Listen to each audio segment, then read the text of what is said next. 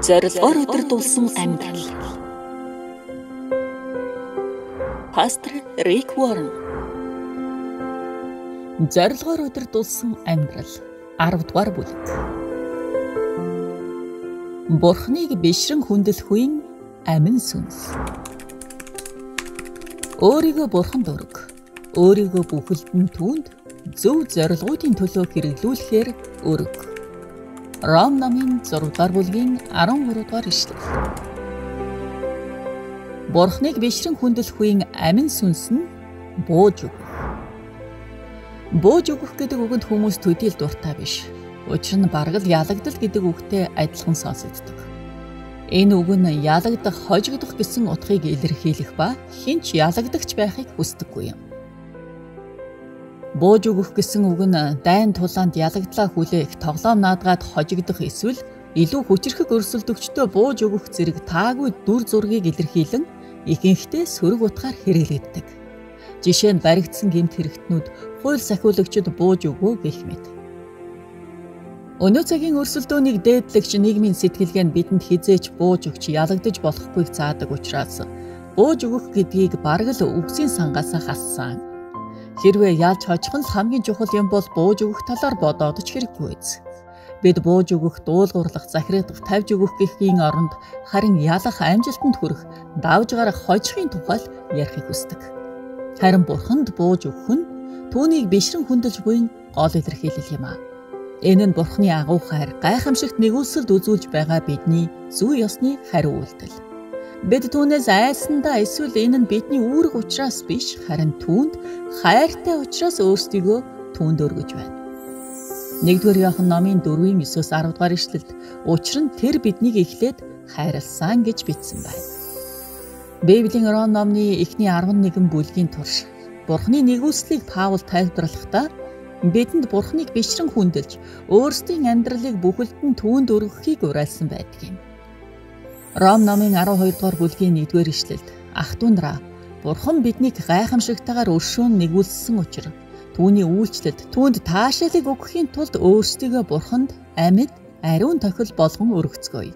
Энэ нь Бурханыг бишрэн хүндэлж буй тань жинхэнэ илэрхийлэл мөн хэмээн өгүүлжээ. Та өөрийгөө Бурханд бүрэн тавьж өгч өргөх нь Бурханыг үнэхээр дээдлэн хүндэлж түүнийг баярлуулж байгаа хэрэгэ.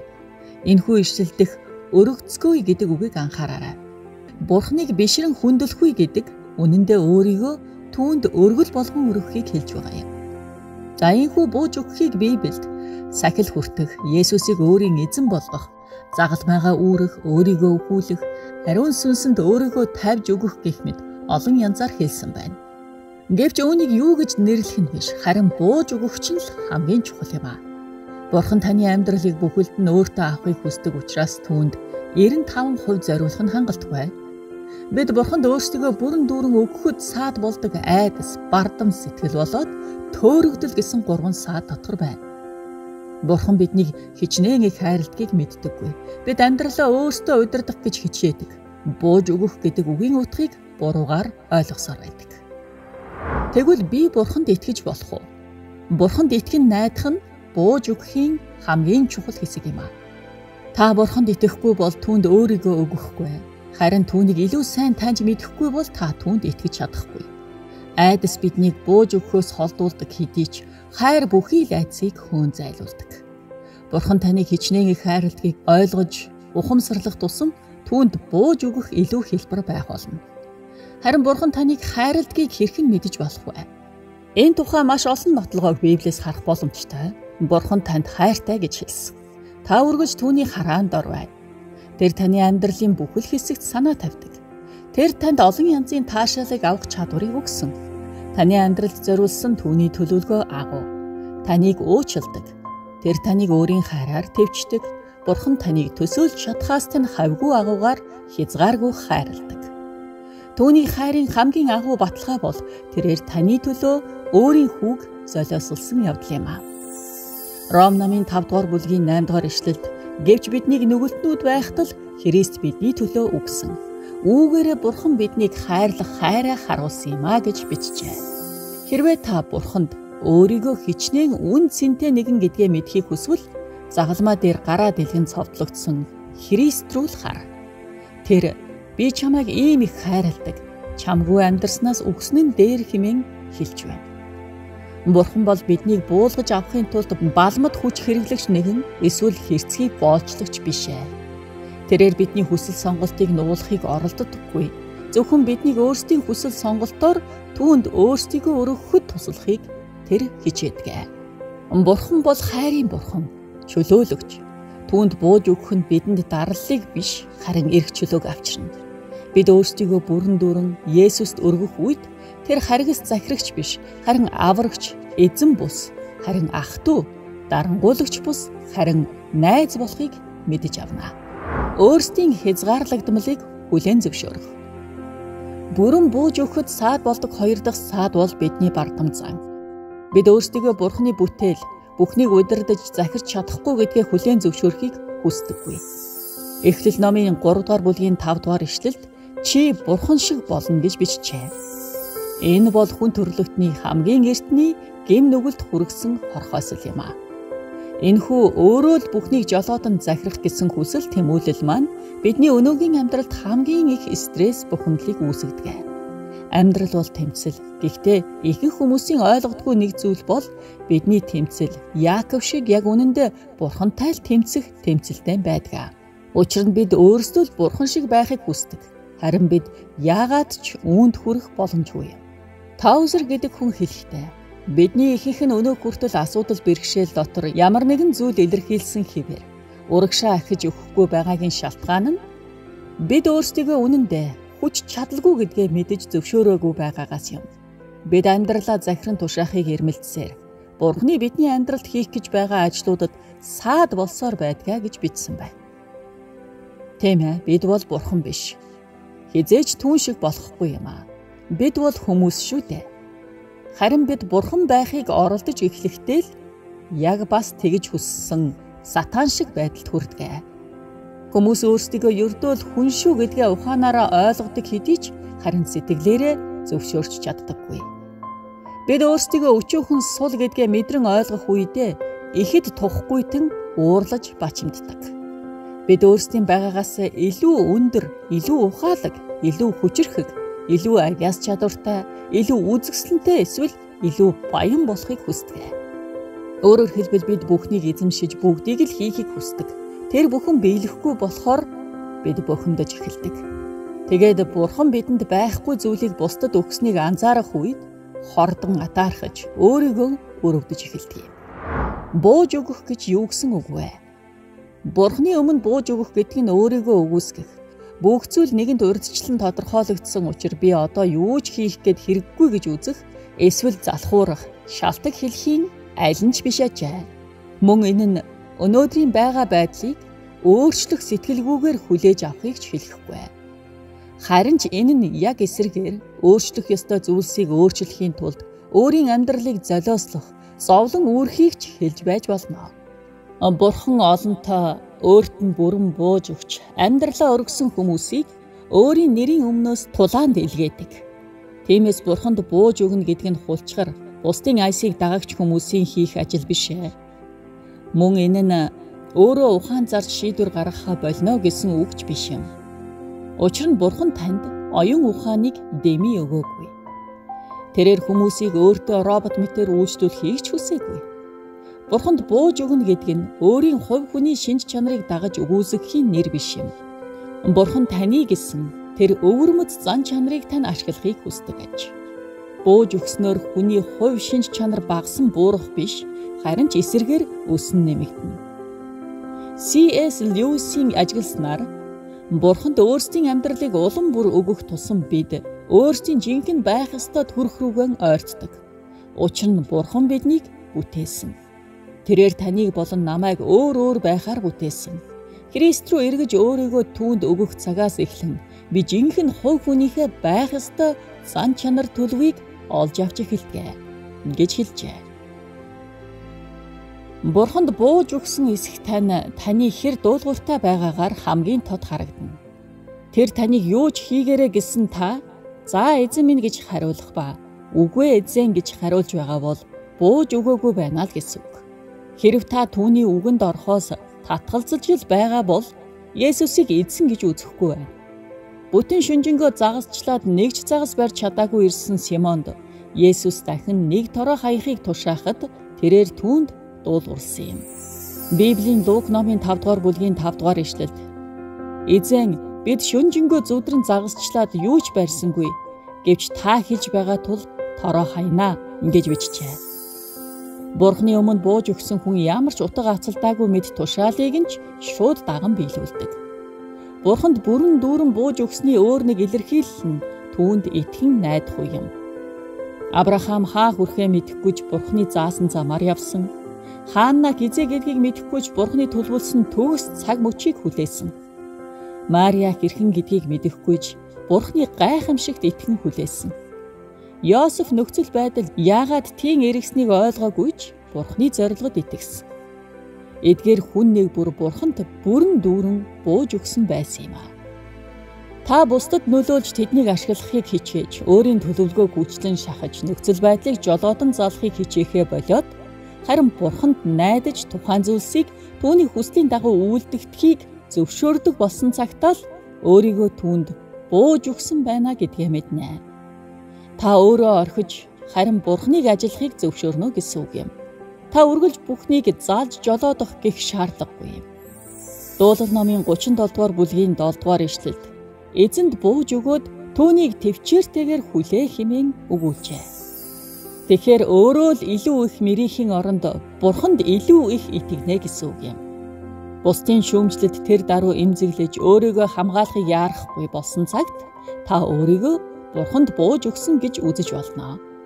Бурханд бууж өгсөн зүрх сэтгэл хүмүүстэй харилцах харилцааг хамгийн сайнаар хадгалж, бусдыг шахалгүй, өөрийн эрхийг шаардлагагүй хувайл хичээхээ болдгийм. Олон хүний хувьд бууж өгөхөд хамгийн хэцүү байдаг зүйл бол тэдний мөнгө байдаг юм аа. Учир нь тэдний ихэнх нь би Бурханд үйлчилж амьдрмаар байгаач бас өөрөө тав тухтай амьдарч тэтгэврт гарахтаа хэрэглэх мөнгөө хийх ёстой гэж боддгоо. Тэтгэвртэл гарна гэдэг нь Бурханд бууж өгсөн хүний гол зорилго биш ээ. Учир нь энэ нь бидний гол анхаарал Бурхан дээр байх уу эсвэл өөр зүйл дээр байх уу гэсэн өрсөлдөөнийг бий болгодог. Матай номын 6 дугаар бүлгийн 24 дугаар ишлэлд Есүс та Бурхан мөнгө хоёрт хоёуланд нь үйлчилж чадахгүй гэсэн байна. Мөн Матай номын 6 дугаар бүлгийн 21 дугаар ишлэлд та нарын эд баялаг хаана байна зүрх сэтгэл чинь бас тэнд байх болно гэж яа.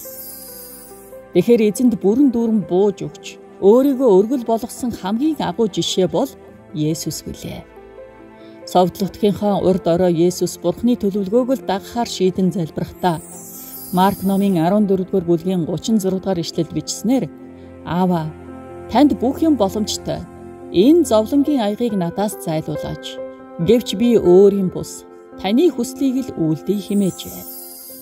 Есүс, Бурхан минь, та энэ зовлонг зайлуулах чадaltaй бол зайлуулж өгөөч гэж залбираагүй. Тэр Бурхан бүхнийг өөрийн хүслээр үйлдэх хүч чадалтайг энд хэлсэн юм. Харин тэр энэ зовлонг надаас зайлуулах нь таны хүсэлтэд нийцэж байвал та зайлуулж өгөөч. Гэхдээ миний ийхүү зовх нь таны зорилгыг гүйцэлдүүлэхийн тулд бол би ч мөн үүнийг дагах болно гэж хэлсэн байна. Учир нь жинхэнэ чин зүрхнээс Бурханы өмнө бууж өгөн өөрийгөө өргөл болгосон хүний залбирал ийм байна. Эцэг минь, энэ асуудал өвчин зовлон хүнд байдал нь таны төлөвлөгөөг биелүүлэхэд болон миний эсвэл өөр хэн нэгний амьдралд таны алдрыг авчрах зорилготой бол энэ хэцүү хүндийг бүү аваач гэж залбирах болно. Ийм төвшингийн итгэлийн төлөвшөл тэмч амар ирэхгүй мэдээж. Есүсийн хувьд Бурханы төлөвлөгөөг л биелүүлэхийн тулд асар ихээр зовж хөлсөн цус болон дусч байсан. Бууж өгнө гэдэг хүнд хэцүү ажил юм. Бидний хувьд Бурханд бууж өгөх гэдэг нь өөрийн бие төвтөө төрлөх чанартайгаа хийх маш хэцүү тулаан юм аа. Бууж өгсний дараах ивэл. Та Бурханд бүх зүрх сэтгэлээрээ бүрэн бууж өгөхөд ямар их ивэл авах тухай Библиэд маш тодорхой бичсэн байдаг. Нэгдүгээрт та амар амгаланг мэдрэх болно. Бурхантай тэмцэлдэхээ бол түүнтэй эвийг хай. Тэгвээс чи амар тайвныг олж чамд сайн ирэх болно гэж Иов номын 22 дугаар бүлгийн 21 дугаар эшлэлд бичсэн байна. Хоёрдугаарт та эрх чөлөөг мэдрэх болно. Бурхны замуудад өөрийгөө өрг, тэгвэл эрх чөлөөг олно. Түүний тушаалууд чамайг чөлөөлнө гэж Ром номын 6 дугаар бүлгийн 17 дугаар ишлэлд өгүүлжээ. 3 дугаарт та өөрийн амьдралд Бурхны хүч чадлыг мэдрэх болно. Өөрийн дийлдэггүй шуналтсан хорхой давж гармгүй хүнд асуудлуудаа та Есүст өгвөөс тэр танд ялалтыг өгнө. Йошуа амьдралынхаа хамгийн том тулааны өмнө Бурхантай таарч, түүний өмнө сүхрэн, бишрэн хүндэлж өөрийн төлөвлөгөөнөөс Бурхны өмнө бууж өгсөн юм. Тийхүү өөрийн төлөвлөгөөнөөс Бурхны өмнө бууж өгсөн нь Ерихо хотын тулаанд гайхам ялалтанд хүргэсэн юм. Энэ нь эсрэг дүрм. Бурханд бууж өгөхөд л ялалт танд ирдэг. Бурханд бууж өгөх нь таныг сул дорой болгох биш харин ч эсрэгээр хүчрэхэг болгодог ажээ. Бурхны өмнө бууж өгснөөр танд айн эмээх болон бууж өгөх өөр зүйл байхгүй болно. Хүний хүч чадлын хэр агуу байх нь түүний хэр хэмжээнд бууж өгснөөр хэмжигднэ хэмээн аврагч айрмыг үүсгэн байгуулагч Уильям Бут хэлсэн байна. Бурхан өөрт нь бууж өгсөн хүмүүсийг л ашигладаг. Бурхан Мариаг авьяастай баян эсвэл үзэсгэлэнтэй учраас Есүсийн их болохоор сонгосон биш, харин түүний өөрт нь чин сэтгэлээсээ бууж өгсөн байсан учраас л түүнийг сонгосон юм. Тэнгэр элч түүнд Бурханы биелэгдэмгүй мэд төлөвлөгөөг хэлэх үед Мария маш тайвнаар "Би бол эзний царц, түүний хүсэж байгаа бүхнийг хүлээж авахыг хүсэж байна" хэмээн хариулсан тухай Лук номын 1-р бүлгийн 38 дугаар ишлэлд бичжээ. Бурхны гарт өргөл болгогдсон амьдралаас илүү хүчрэхэг зүйл гэж үгүй билээ. Тиймээс Бурханд өөрийгөө бүрэн өргөгтөн гэж Яаков номын 4-р бүлгийн 7 дугаар ишлэлд бичсэн байна. Амьдрах хамгийн зөв зам. Хүн бүр хизээ нэгэн цагт хэн нэгэнд эсвэл аль нэг зүйлд бууж өгдөг. Бурханд биш юмаа гэхэд та бусдын бодол сэтгэгдэл хүлээлтэнд, мөнгөнд, бухимдал дургуутсалтай, айдсандаа, мөн өөрийн бардамнал, шунал, эго, өөрийгөө өргөссөн сэтгэлдээ бууж өгдөг. Та Бурхныг л бишрэн хүндлэхээр бүтээгдсэн. Хэрвээ түүнийг бишрэн дээдлэхгүй байхаваас та өөрийн амьдралыг өргөх өөр ямар нэгэн зүйлсийг хуурамч шүтэн ч юм уу тийм зүйлсүүдийг бүтээдэг. Хэдийгээр та юуг сонгох, юунд бууж өгөхөө сонгох эрхтэй боловч харин тэр сонголтынхоо үр дагаврыг бол сонгодоггүй юм. Стэнли Джонс гэдэг хүн хэлэхдээ та Христэд бууж өгөхгүй бол самууралд өөрийгөө өргөх болно гэж хэлжээ. Бурханд бууж өгч өөрийгөө өргөх нь амьдрах хамгийн сайхан зам биш хэдий ч амьдрах цорын ганц зөв зам юм аа. Өөр ямар ч зам бүтлгүүтдэг. Үүнээс өөрөөр амьдрах гэсэн бүхий л оролдлогууд, бухимдал, урам хууралт өөрөө өөрийгөө сүйтгэхтэл хүргэдэг юм. Библийн King James орчуулгын Ром номын 12 дугаар бүлгийн 1-р ишлэлд бууж өгөхийг таны хамгийн зөв үйлчлэл хэмээсэн бол Библийн орчуулгын өөр нэг хувилбар үүнийг Бурханд үйлчлэх хамгийн ухаалаг зөв зам хэмээн орчуулжээ. Өөрийнхөө амьдралыг Бурханд өргөнө гэдэг нь сэтгэл хөдлөлөөр шийдсэн мунхаг үйлдэл биш, харин амьдралдаа хийж болох хамгийн зөв, ухаалаг, хариуцлагатай шийдвэр юм аа. Тийм учраас Паул Бурхныг баярлуулахыг өөрсдийн зорилго болгоцгоё гэж 2-р Коринт номын 5-р бүлгийн 9-р ишлэлд хэлжээ. Бурханд заа гэж хэлэх тэр мөчүүд амьдралын тань хамгийн ухаалаг шийдвэр гаргасан мөчүүд байх болно. Тэгэхээр Бурхны ивэл ёроолыг хүртэхэд тань саад болдог хамгийн гол зүйл бол бусад хүмүүс биш, та өөрөө. Та өөрийн хүсэл, зөрүүд бардамнал болон хувийн амбиц гэдгийг олж мэдэхэд заримдаа олон жилүүдийг зарцуулдаг. Та өөрийнхөө хувийн төлөвлөгөөн дээр л төвлөрч байгаа бол Бурхны төлөвлөгөөг биелүүлж чадахгүй шүү дээ. Бурхан танд зориулсан төлөвлөгөөгөө хэрэгжүүлэхэд бүх зүйл маш энгийн, ганцхан зүйлээс эхэлнэ. Өнгөрсөн цагийн харуулслууд, өнөөгийн тулгарч буй бэрхшээлүүд болон ирээдүйнхөө амбиц, айдас, мөрөөдөл, сул тал, зуршлууд, гомдол болон сэтгэлийн асуудал зэрэг бүгдийг нь Бурханд өргөөрэй. Өөрөөр хэлбэл Есүс Христийг жолооны ард суулгаад өөрөө жолоон дээрээс гарав. Гүү. Учир нь түүний жолоодож байгаа зүйл хизээж хяналтаас гарахгүй. Христээр удирдуулсан цагт та юу ч хийж чадна. Учир нь та яг Паул шиг надад хүч өгөгч түүгээр би бүгдийг хийж чадна хэмээн Филиппой номын 4-р бүлгийн 13-р ишлэлийг хэлэх болно. Паулын эзний өмнө бууж өгөх мөч түүнийг Дамаскын зам дээр явж байхад нүд сохлом хурц гэрэл түүнийг цохин унгах үед тохиосон юм. Бусад хүмүүсийн хувьд Бурхан арай өөр зөөлөн аргаар бидний анхаарлыг татдаг. Ямар ч байсан ялгаагүй бууж өгөх, зүрх сэтгэлээ өргөх нь зөвхөн нэг удаагийн үйлдэл биш байдгийг Паул 1-р Коринт номын 15-р бүлгийн 31-р ишлэлд би өдөр бүр үхтгэ гэж хэлсэн байдгаас бид олж харж болно. Бууж өгөх мөч байдаг ч бууж өгөхгүй нь өөрөө мөч бүрээр насан туршид үргэлжилнэ.